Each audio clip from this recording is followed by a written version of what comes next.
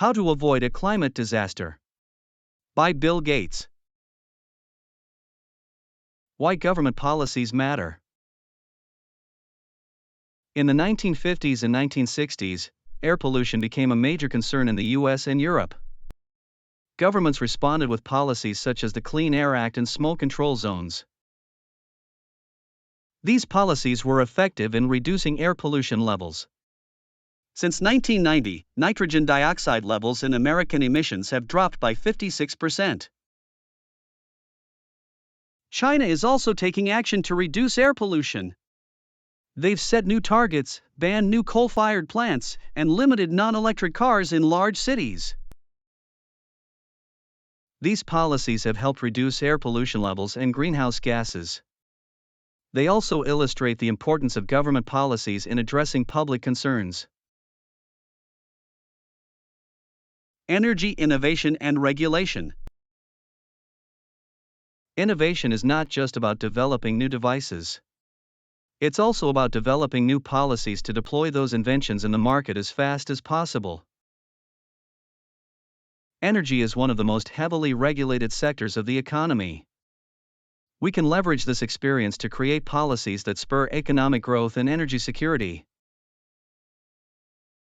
In 1910, only 12% of Americans had electric power in their homes. Thanks to federal funding for dams and government projects, by 1950, more than 90% did.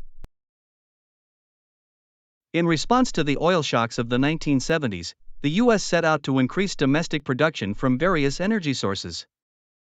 This led to the creation of the Department of Energy and energy conservation legislation. Governments created jobs and spurred investment by putting money into renewable energy, energy efficiency, and electricity infrastructure. This led to economic recovery after the Great Recession of 2008. The role of government in decarbonizing the global economy. Achieving zero carbon emissions requires the vision and intervention of national and subnational governments around the world. Government officials can write rules to regulate carbon emissions from power plants, cars, and factories. Governments can also shape financial markets and clarify the risks of climate change to the private and public sectors.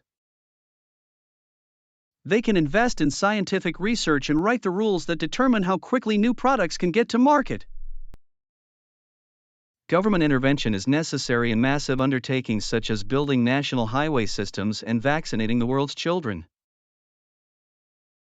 Businesses and individuals will need to do their part, but governments must create the right incentives and make sure the overall system works for everyone.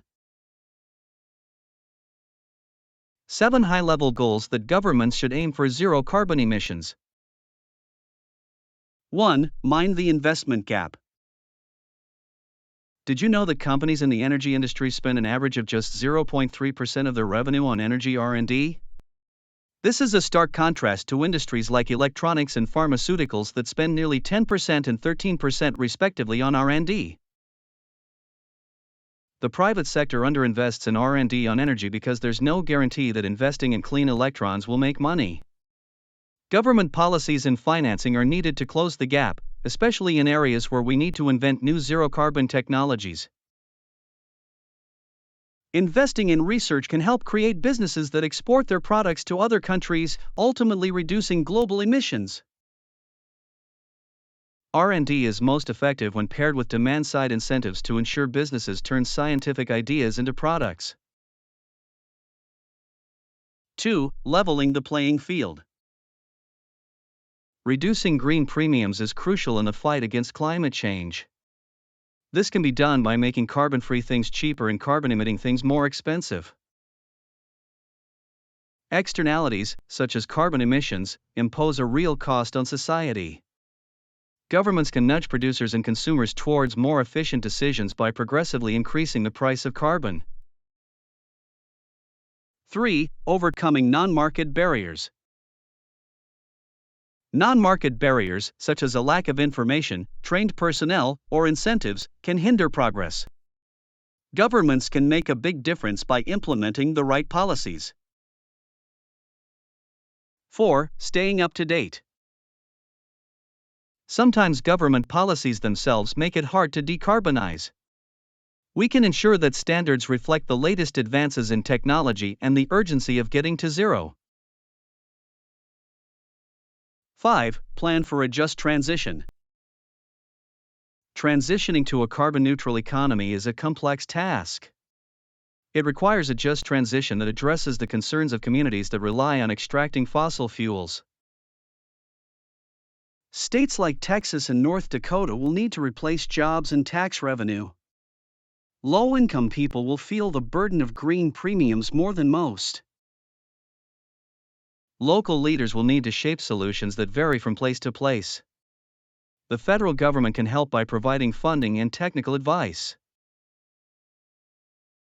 6. Do the hard stuff too. We need to focus on the hard parts too, like electricity storage and clean fuels. Investing in R&D and using policies designed for breakthroughs is key. We can't just go after the low-hanging fruit. We need a comprehensive approach that addresses the challenges and opportunities of transitioning to a carbon-neutral economy. 7. Work on technology, policy, and markets at the same time. Markets, technology, and policy are the three levers we need to pull to wean ourselves from fossil fuels. All three have to work in complementary ways. Without the right policies and approach to markets, scientific and engineering work on advanced reactors will go nowhere. Most countries don't have workable ways to establish supply chains and validate designs. Biofuels show us the challenge of making sure we know what problem we're trying to solve and tuning our policies accordingly. Simply passing legislation is not enough. The Renewable Fuel Standard set targets for how much biofuel the country would use in the coming years. Ethanol production quickly exceeded the targets, but corn-based ethanol is not a long-term solution. We need to work together to find long-term solutions that work for both the environment and the economy. It's time to prioritize the three levers of energy transition. The challenge of biofuels. Biofuels were supposed to solve the problem of rising oil prices and climate change. But the advanced alternatives have lagged far behind their target. Setting a biofuels target was a fine way to reduce oil imports, but not effective in lowering emissions. Policymakers need to be clear about their goals and aware of the technologies they're promoting.